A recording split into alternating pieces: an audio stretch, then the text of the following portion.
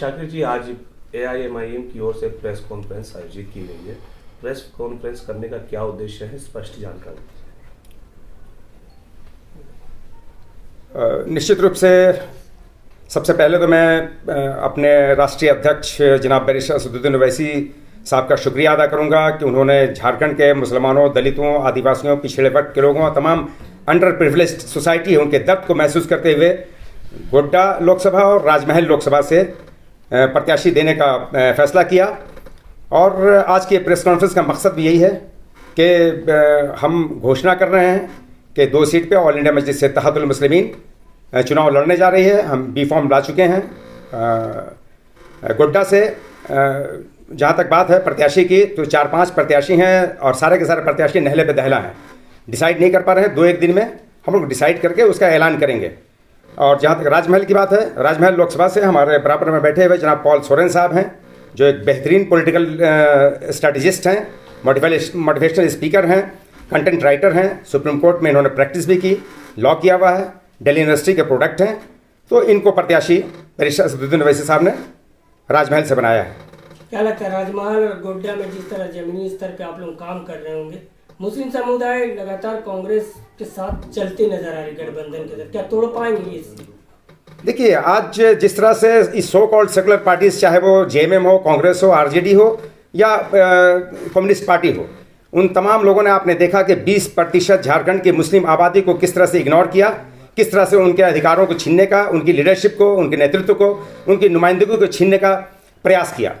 तो उसी के खिलाफ में एक ज़बरदस्त आक्रोश आप तमाम मीडिया के बंधु भी महसूस कर रहे होंगे, एक ज़बरदस्त गम गुस्सा है। तो मैं झारखंड के तमाम झारखंड वासियों से, तमाम सेकुलर प्रेमियों से आह्वान करेंगे कि 14 सीट के बदले हम 2 सीट गोड्डा और राजमहल लड़ रहे हैं। अगर वाकई आप गुस्सा हैं, वाकई अपने अधिकारों के हनन से आप मायूस हैं, तो आप गोड्डा और राजमहल में आप तन मन धन से अपना वाइटल रोल प्ले करें।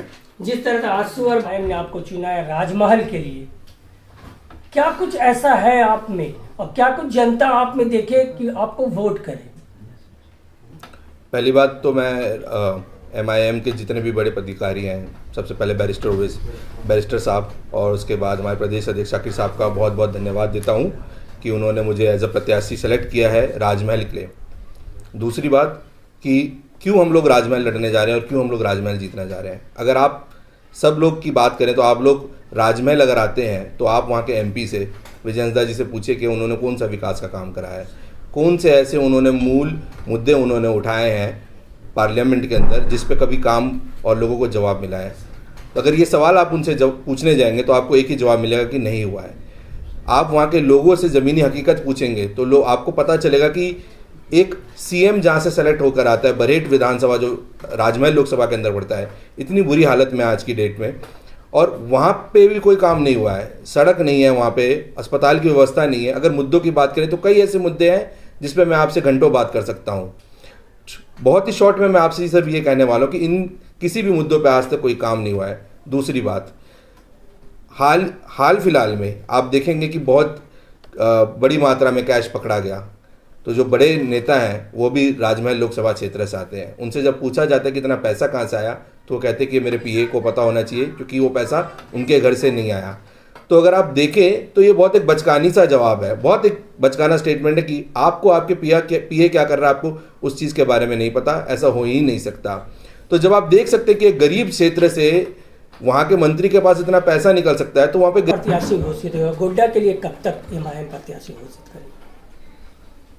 देखिए, गोड्डा में हमारे पास 4 से 5 उम्मीदवारी के रेस में हैं। हम लोग प्रदेश कमेटी के तमाम लोग आपस में मंथन कर रहे हैं और 24 से 48 घंटे में गोड्डा में भी उम्मीदवार तय करके घोषणा कर दिया जाएगा। और हम लोगों के पार्टी के द्वारा जो है सर्वोपरि अभी गोड्डा लोकसभा के लिए इरफान अंसारी जी के पिता फुरकान अंसारी जी को रखा गया है, क्योंकि